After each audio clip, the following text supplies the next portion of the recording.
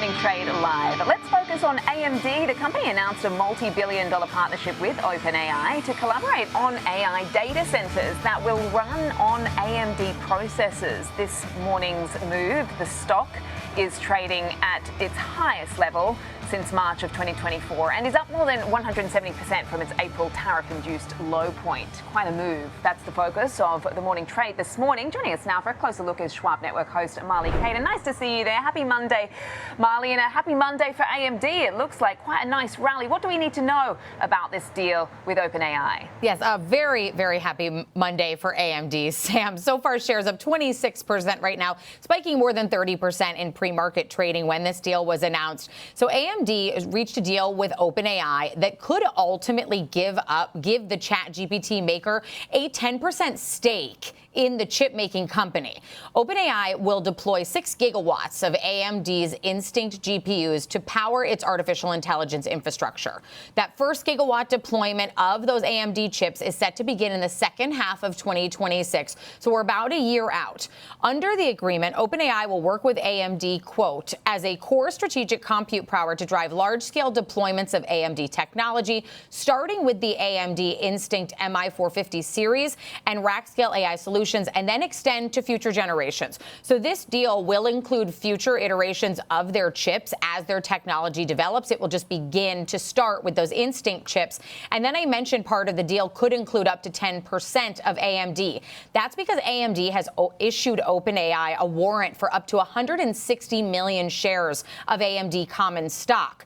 They have vesting milestones that are tied to both deployment volume and AMD's share price, but that first tranche will vest when they deploy that first gigawatt, with additional tranches unlocking as OpenAI scales to 6 gigawatts and also meets some key technical and commercial milestones that are required for this large-scale rollout.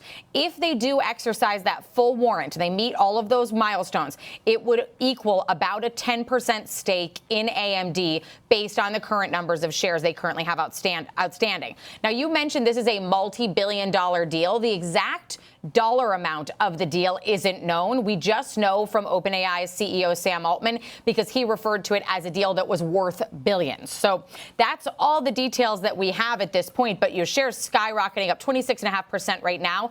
Nvidia moving, of course, in the opposite direction this morning, down about 1.25% on the news that OpenAI now has another very powerful strategic partner in the same space. Sam. Great stuff, Marley. Thanks so much for getting us across the details today and the moves in AMD. Let's trade it now with Charles Moon, stock strategist, Prosper Trading Academy. How are you approaching your example trade for this one, Charles? Good morning to you. Good morning. Good morning. So partly passive, but still a very aggressive idea.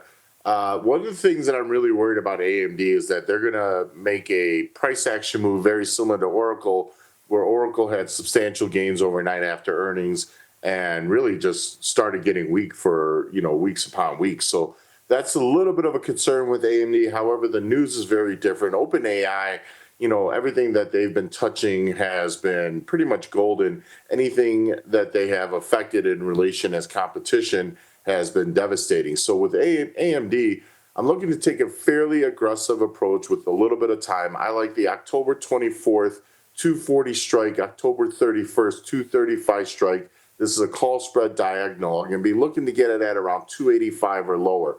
This actually will buy a little time for AMD to pull back a bit, but also allow the potential for it to break out. The idea here is that AMD today, from a technical standpoint, rejected at their all-time high price. Their all-time high price was at 227.30. So I believe that once AMD clears this hurdle, they effectively could be in this breakout zone. There's two ways to really approach this trade. Either you could actually have pretty defined risk at a 60% drawdown on that 285 spread, or be willing to ride this out until the front contract expiration, which would be the October 24th. So I really love the idea that AMD is going to pull what's known as a dip to rip maneuver here in the near term. I don't think they're going to break down below 200. I'm actually looking for them to pivot right around this 207 price right now. Okay, a good look at AMD, which is one of the stocks moving higher today. One of our big movers on the session off the back of that tie-up with OpenAI. Just your sort of broad thoughts on the overall market action today, Charles. We continue to see things grinding higher. Actually, if I look across the sectors from when we started the show, it looks like we're seeing more positivity underneath the surface. So things seem to be picking up a bit of steam. What are your takeaways?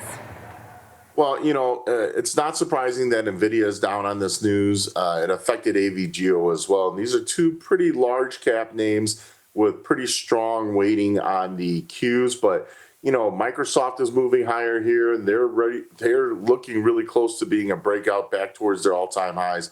Apple just refuses to fall, and they're holding. We had this sell-off late in the afternoon on Friday, but we've rebounded right back. The market continues to try and push higher here.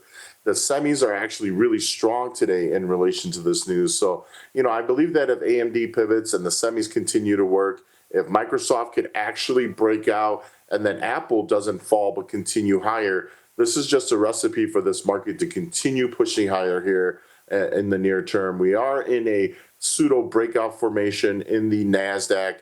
I just don't see anything that's too devastating. We do have the Chinese trade deal deadline coming up in early November. But outside of that, I don't even think relative war would slow this market down for more than a few days. The government shutdown sure didn't. Yeah, I mean, we've certainly seemed to have got used to some of the uncertainties and question marks around some of those trade deals. Thanks for reminding us about that China deadline as well, Charles. Appreciate your time, as always. Charles Moon, stock strategist, Prosper Trading Academy.